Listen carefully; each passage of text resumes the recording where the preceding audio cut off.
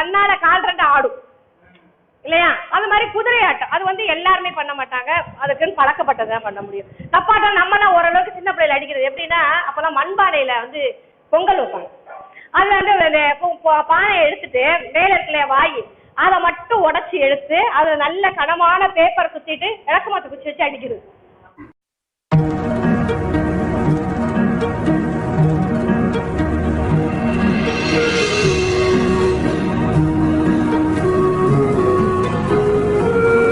நாளை நம்ம 2 வருஷம் கழிச்சு நம்மளுடைய திருமண விழாவுக்கு வரையில அவங்க 1500 செய்வாங்களா அப்படின்னு எதிர்பார்ப்போடு தான் செய்யறோம்.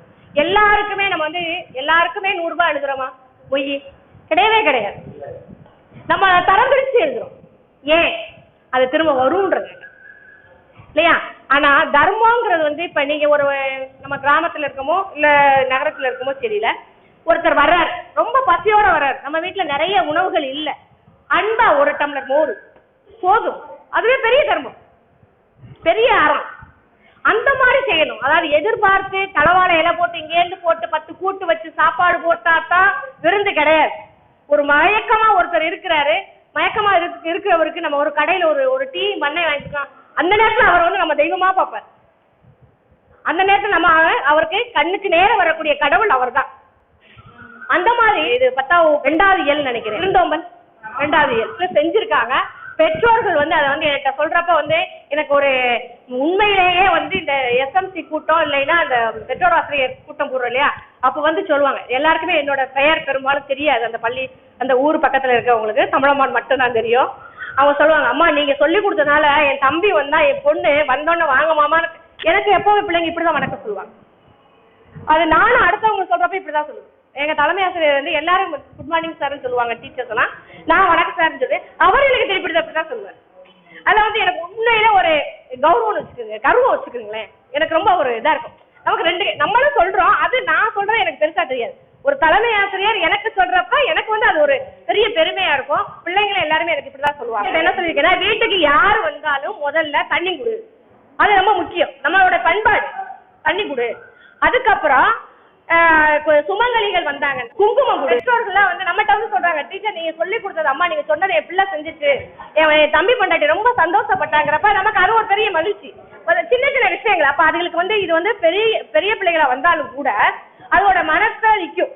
அப்ப நம்ம வீட்டுக்கு வந்தாங்கன்னா அவங்களுக்கு இதெல்லாம் செய்யணும் அப்படின்னு. அந்த மாதிரி சின்ன சின்ன விஷயங்கள்லாம் ஒரு நான் சொல்லியிருக்கேன், பசங்கள்கிட்ட சொல்லியிருக்கேன், சைக்கிள்ல போகையில யாராச்சும் ஒரு வயசானவர் வராரா, என்னைய கொண்டு போய் தம்பி எங்களை விட்டுருன்னு சொல்றாரா, கொண்டே விட்டுரு, அதுதான் நீ செய்த தர்மம். இந்த மாதிரி அதாவது அவனுடைய வாழ்க்கை நீ நடந்து போயில வழியில ஒரு முள்ளு கிடக்கா, அதை எடுத்து ஓரமா போட்டு போதும். ஏன்னா அதுல 4 பேர் நடந்து போவாங்க, அந்த முள்ளு குத்தும். இந்த மாதிரி நம்ம ஒரு சின்ன சின்ன விஷயங்கள் எல்லாம் பிள்ளைங்கள்ட்ட கொண்டு நிச்சயமா இதெல்லாம் கேட்டு பாடத்தை படிக்க சொன்னா கேட்கறானோ இல்லையோ 2வது பட்சம், ஆனா இந்த மாதிரி விஷயங்கள்லாம் சொல்லையில அதை கட்டாயம் ஏத்துக்குவோம், செய்யணும்னு ஆர்வம் வரும். அப்புறம் இது இப்ப வந்து நமக்கு வந்து நிகழ்கலைகள் இருக்கு. கலையினால எல்லா விதத்துலயுமே கலைகள். ஒரு சிலருக்கு வந்து தன்னையே ஒப்பனைப்படுத்திக்கிற ஒரு கலையா இருப்பாங்க, தன்னையே நல்லா அலங்காரம் பண்ணி பாத்துக்கிறத ஒரு சிலருக்கு ரொம்ப விருப்பமா இருக்கும். சிலருக்கு வந்து வீட்டை நல்லா அலங்காரமா வச்சுக்குவாங்க, சிலர் வந்து தன்னுடைய புத்தகங்களை நல்லா வச்சுக்குவாங்க. நான் வந்து புத்தகங்களை நல்லா வச்சுக்குவேன். அந்த நுனியை மடக்கிறது பிடிக்கவே பிடிக்காது. என்னுடைய புத்தகங்கள்லாம் எப்படி இருக்கணுமோ அப்படிதான் இருக்கும், யாரும் எடுத்து வேற இடத்துல வச்சாலும் எனக்கு பிடிக்காது. அது மாதிரி ஒவ்வொருத்தருக்கும் ஒவ்வொரு விதமான கலைகள். நமக்கு இதுல நிறைய கலைகள் கொடுத்துருக்காங்க. அது வந்து பாத்தீங்கன்னா இதே நீங்க கிராமப்புறத்துல இருந்து வந்திருந்தீங்கன்னா தெரியும், கிராமப்புறத்துல பாத்தீங்கன்னா தெரியும், இல்ல கிராம பின்னணியில இருந்து வளர்ந்தவங்களுக்கா தெரியும். நானும் கிராம பின்னணியில வளர்ந்தாலும் என்ன செய்வாங்கன்னா ஊர்ல வந்து இந்த முளைப்பாரி போடுவாங்க, முளைப்பாரி போடுவாங்க, இது குதிரை எடுப்புன்னு சொல்லி எடுப்பாங்க, மதுகு எடுப்புன்னு சொல்லுவாங்க, இது குதிரை எடுப்பு, புறவி எடுப்பு அப்படின்னு சொல்லுவாங்க. அதுல பாத்தீங்கன்னா சாமியை வந்து தெரு சுத்தி வருவாங்க. இரவு ஒரு நாளும் சாமி எப்படி சாமி வர்ற இதுன்னு சொல்லிட்டு அந்த பகுதி தெரு சுத்தி வர்ற தெருமரிச்சு கொட்டுதல்னு சொல்லுவாங்க, கொட்டிட்டு கும்பி கொட்டுவாங்க. அப்போ என்ன செய்வாங்கன்னா ஆழோட்ட சுருட்டு அப்படின்னு சொல்லி ஒண்ணு வச்சிருப்பாங்க. இந்த பக்கம் ஒரு கம்பு இருக்கும், இந்த பக்கம் ஒரு கம்பு இருக்கும், அதுல வந்து நிறைய வண்ண ஓவியம். அது வந்து நமக்கு இதுல மணிமேகலையிலே வருதுன்னு நினைக்கிறேன், 9ஆம் வகுப்பு மணிமேகலையிலே வருதுன்னு நினைக்கிறேன். அதை வந்து பிடிச்சிட்டு போவாங்க. அப்புறம் இந்த தலகாணி ஒரு மாதிரி இப்படி தேல் மாதிரி ஒரு வடிவம் இருக்கும், அதை ஒண்ணு பிடிச்சிக்குவாங்க. அப்புறம் சாமி தூக்கிட்டு போயில ஒரு கொடை ஒண்ணு வச்சுக்குவாங்க, பிடிச்சிட்டு போவாங்க. பிடிச்சிட்டு அதுல வந்து இந்த ஊர் அம்பலகாரர் அப்படிலாம் சொல்லுவாங்க இல்லையா, அவங்க எல்லாம் போவாங்க. போயிட்டு அவங்க வர்றப்ப இந்த கிராம பெண்கள்லாம் ஆளாத்தி எடுக்கிறது வைக்கிறதெல்லாம் பண்ணுவாங்க. அப்போ அதுக்கு முன்னாடி என்ன செய்வாங்கன்னா சிலம்பாடிட்டு போவாங்க. எல்லாம் அதாவது வந்து நமக்கு பாடப்பகுதியை கொடுத்துருக்க எல்லாமே வந்து நாங்கள்லாம் பார்த்து பார்த்து வளர்ந்தவங்க. சிலம்பாட்டம், அப்புறம் ஒயிலாட்டம் தெரியும், ஒயிலாட்டம் எல்லாருக்குமே தெரியும். இது கைக்குட்டையை வச்சு அதை ஒரு சகப்பு இது ரிப்பன் தலையில கட்டிக்கிட்டு பனியன் தான் போடுவாங்க, சட்டை போட மாட்டாங்க. இவ்வளவு கை வச்ச பனியன் போட்டு அந்த உழவர் மாதிரி வேஷ்டியை கட்டி கலர் துண்டு வச்சுக்குவாங்க, துண்டு வச்சு ஆடுவாங்க. இந்த இப்படி போட்டு இப்படி போடுவாங்க, அது மாதிரி செய்வாங்க நிறைய. அந்த மாதிரி ஒரு ஆட்டம். அப்புறம் தப்பாட்டம் தெரியும், தப்பாட்டம் அடிச்சாவே நம்ம அதை ஒரு சும்மா நிக்கிற, அதாவது தானா இசையை கேட்டா தன்னால ஆட்டம் வருங்கிற மாதிரி தப்பாட்டம் கேட்டாவே தன்னால கால் ரெண்டு ஆடும் இல்லையா? அது மாதிரி குதிரை ஆட்டம் அது வந்து எல்லாருமே பண்ண மாட்டாங்க, அதுக்குன்னு பழக்கப்பட்டதான் பண்ண முடியும். தப்பாட்டம் நம்மலாம் ஓரளவுக்கு சின்ன பிள்ளைல அடிக்கிறது எப்படின்னா, அப்பெல்லாம் மண்பானையில வந்து பொங்கல் வைப்பாங்க. அதுல வந்து பானையை எடுத்துட்டு மேல இருக்கல வாயி அதை மட்டும் உடச்சி எடுத்து அதை நல்ல கனமான பேப்பர் குத்திட்டு விளக்கமாத்து குச்சி வச்சு அடிக்கிறது. அதை சின்ன பிள்ளைல இருக்கிற அது மாதிரி செய்யுது. பிள்ளைங்களாம் இப்ப செய்ய சொன்ன செஞ்சுட்டு வந்துருந்தாங்க, அந்த நிகழ்கலைகளுக்கு அந்த மாதிரி இதெல்லாம் செஞ்சுட்டு வந்தாங்க. பசங்க செஞ்சு நிறைய செஞ்சுட்டு வந்தாங்க. அந்த கைவினை பொருள்களுக்கு அது மாதிரி தப்பாட்டம், தேவராட்டம், இதை உதுறது, சங்கெல்லாம் நான் என் வீட்டுல இருந்து வீடியோ வச்சிருக்கேன்னு நினைக்கிறேன். என் வீட்டுல இருந்து கொண்டு போய் சங்கு நான் நல்லா உதுவேன். சங்கு தெரியும், இளமதிக்கு தெரியும், நல்லா உதுவேன்.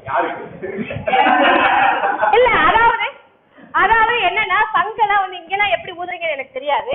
எங்க ஊர்ல எல்லாம் தைப்பொங்கல் அன்னைக்கு பால் பொங்கையில கட்டாயம் ஊதணும். இன்னொன்னு அந்த மாதிரி இது கொட்டுவாங்க, அதுக்கு பேரு முளை கொட்டுறதுன்னு சொல்றது.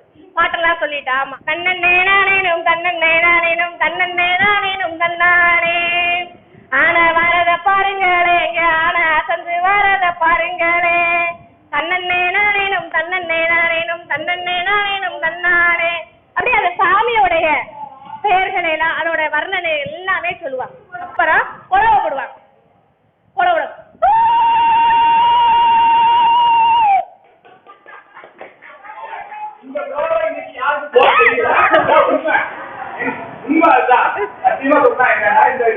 நம்மளுடைய நாட்டுப்புற விஷயங்கள் எல்லாம் யாரும் இன்னொன்னு என்னமோ அது தவறான கேள்வியாக பண்ணுவாங்க அப்படின்னு நினைக்கிறாங்க. கேள்வி பண்ணக்கூடிய விஷயங்களை சீரட் அடிக்கிறது, தண்ணி அடிக்கிறது நிறைய பண்ணிருக்கான். ஆனா இது போன்ற ஒரு பாரம்பரியமான விஷயங்களை பண்றதுக்கு யாரும் முன்னுறது இல்லை. நான் வீட்டிலே பண்ண மாட்டாங்க, யாருமே நான் வீட்டுல பண்ண மாட்டாங்க. குறிப்பா அதை வந்து ஓடம் போடுறது, தானி அடிக்கிறது இன்னைக்கு இல்லாம போயிடுச்சு. அப்புறம் இது கூட ஒரு அருமையான உலகமா நான் வந்து இது பொங்கல் வைக்கையில, அதாவது மாரியத்தா பொங்கல் வைக்கையில குழம்பு போடுவேன், தை பொங்கல் வைக்கையில சங்கு ஊதுவேன்.